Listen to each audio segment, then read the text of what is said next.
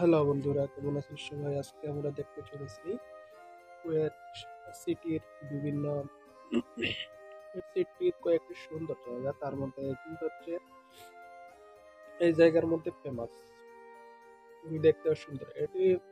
আমি প্রথমে এসে ভাবছিলাম হয়তো এটি মনে হয় কুয়েত সিটির স্মৃতিসৌধ হবে। পরে দেখলাম না, এটা স্মৃতিসৌধ না, কিন্তু এটা একটা ভাস্কর্য ওদের দেখার জন্য। এখানে অনেক বিভিন্ন সময় বিভিন্ন অনুষ্ঠান হয়ে থাকে এই জায়গার মধ্যে। এই যে এই জায়গাটা, এই যে ফাঁকা জায়গাটা আছে না, ওইখানে প্যান্ডেল করে।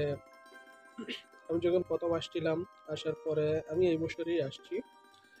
আসার পরে এখানে দেখছিলাম যে এই বলি খেলা চলছিল, তারপরে লটারি গেম, অনেক কিছুই হয় এই জায়গাতে।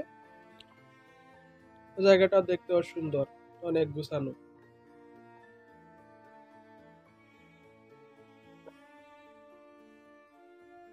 এই সামনের যে বিল্ডিংটা দেখা যাইতেছে, ওই যে সোজা সামনে যে বিল্ডিং দেখা যাইতেছে, এটা হচ্ছে কুয়েত সিটির মধ্যে কয়েকটা মার্কেট আছে। এটা হচ্ছে ইরানি মার্কেট। তারপরে পাশে আরো একটা মার্কেট আছে, এটা হচ্ছে পাকিস্তানি মার্কেট। আর আমার পিছনে, আমি যে জায়গায় দাঁড়িয়ে এইটা ক্যামেরা করতেছি, তার পিছন সাইডে একটা মার্কেট আছে, এটাকে বলে বাঙালি মার্কেট। বাঙালি মার্কেট বলতে কুয়েতে বাঙালি মার্কেট একটাই, এইটা হচ্ছে ওতানিয়া।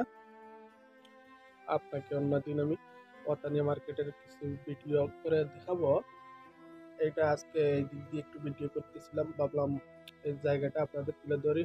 হয়তো অনেকের কাছে পরিচিত, আবার অনেকের কাছে পরিচিত না, কেননা অনেকে আসছে, অনেকে আবার আসেও না।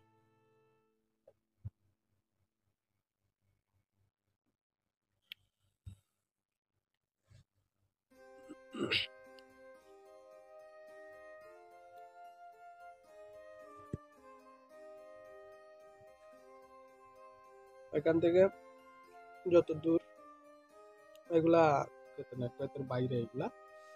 তারপর একটু, এটা হচ্ছে আমাদের বাংলাদেশের এই ঝর্ণাগুলো, পানির স্রোত গুলা তৈরি করেছে কুয়েত সরকার।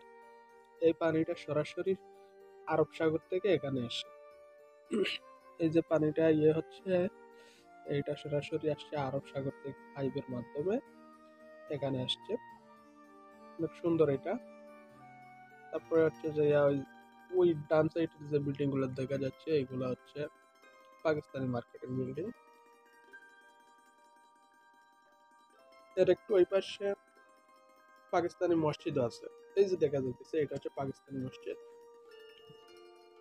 আমি নিজে ভিডিও করতেছি তো, সেজন্য আমি নিজেকে ক্যাপচার করে দেখাতে পারতেছি না, বাবা বিভিন্ন সাইড গুলো উঠাতে পারতেছি না।